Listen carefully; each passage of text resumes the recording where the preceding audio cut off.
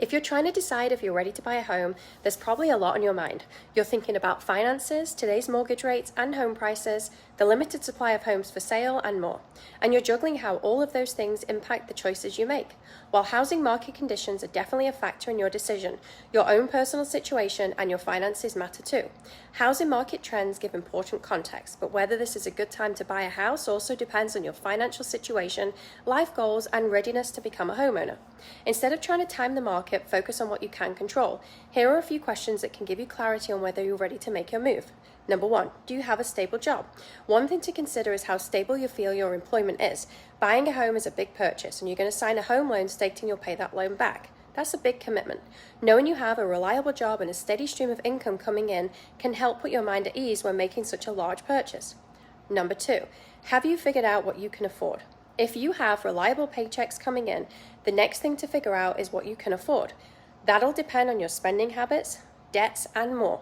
To be sure you have a good idea of what to expect from a numbers perspective, start by talking to a trusted lender.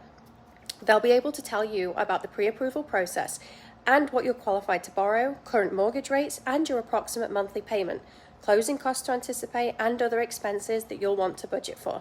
That way, you can make an informed decision about whether you're ready to buy. Number 3, do you have an emergency fund? Another key factor is whether you'll have enough cash left over in case of an emergency. While that's not fun to think about, it is an important thing to consider. You don't want to overextend on the house and then not be able to weather a storm if one comes along. Number 4, how long do you plan to live there? It was mentioned above, but buying a home involves some upfront expenses. And while you will get that money back and more as you gain equity, that process does take time. If you plan to move too soon, you may not recoup your investment. For example, if you're looking to sell and move again in a year, it might not make sense to buy right now. So think about your future.